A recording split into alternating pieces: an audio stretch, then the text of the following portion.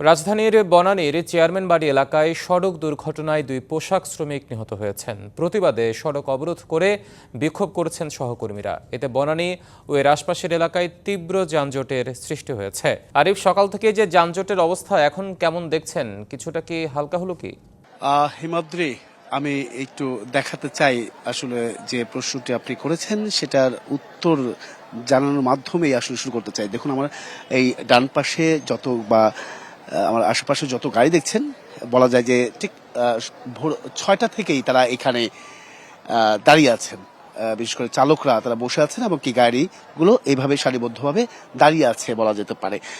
তার মানে বুঝতে পারছেন যে কি পরিমাণ ভোগান্তি। অনেকেই গুরুত্বপূর্ণ জায়গায় যাচ্ছিলেন, অনেকেই কর্মস্থলে যাচ্ছিলেন, অনেকেই আবার বিমানবন্দরে তাদের ফ্লাইট ছিল, সেখানেও গন্তব্যে পৌঁছানো যাত্রীদের পৌঁছে দেওয়ার কাজ করছিলেন। একনল হ্যান্ড ওয়াশ 100% প্যারাবেন ফ্রি, তাই নিরাপদ হাতের জন্য আস্থা রাখুন একনলে। সেখান থেকেও নামিয়ে দেওয়া হয়েছে। অনেক বাস রয়েছে, সেই বাসগুলো কিন্তু দাঁড়িয়ে আছে, কারণ তাদের আসলে যাওয়ার কোনো পথ বা বিকল্প কোনো পথ নেই।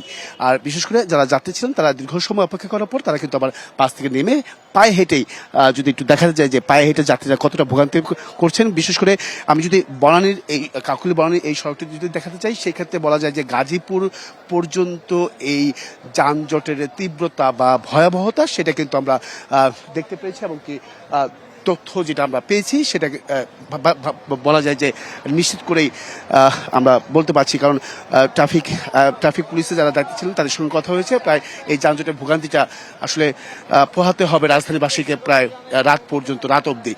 যেহেতু রমজান মাস, সেক্ষেত্রে কিছুক্ষণ পরেই আর 2-3 ঘন্টার মধ্যে কিন্তু অফিস ছুটি হবে। সেই বিষয়টা অনেকে কিন্তু অফিসেও যেতে পারেনি। দেখুন, পায়ে হেঁটে কিন্তু অনেকে গন্তব্যে ছুটছেন। আমি একটু যদি জানতে চাই যে কোত্থেকে, একটু বলবেন যে কোত্থেকে হেঁটে আসছেন বা কতক্ষণ ধরে ভোগান্তি পোহাতে হচ্ছে?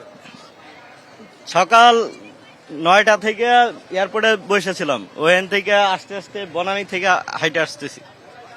আপনি কোত্থেকে হেঁটে আসছেন? আমি এয়ারপোর্ট থেকে হেঁটে আসছি। এয়ারপোর্ট থেকে হেঁটে আসছেন? জি জি, এয়ারপোর্ট থেকে হেঁটে আসছি। পুরো রাস্তা ব্লক। বিশেষ করে বুঝতে পারছেন হিমাদ্রি যে এয়ারপোর্ট থেকে হেঁটে এসেছেন, তার মানে গন্তব্যে ছুটছেন। তবে রোজার মাস যেহেতু, সেক্ষেত্রে ভোগান্তি মাত্রাটা কিন্তু বাড়িয়েছে কয়েক গুণ বলা যেতে পারে। তো এই ছিল আসলে হিমাদ্রি, এখান থেকে সবশেষ। হিমাদ্রি। আরিফ, আপনাকে ধন্যবাদ আমাদের সাথে যুক্ত হওয়ার জন্য।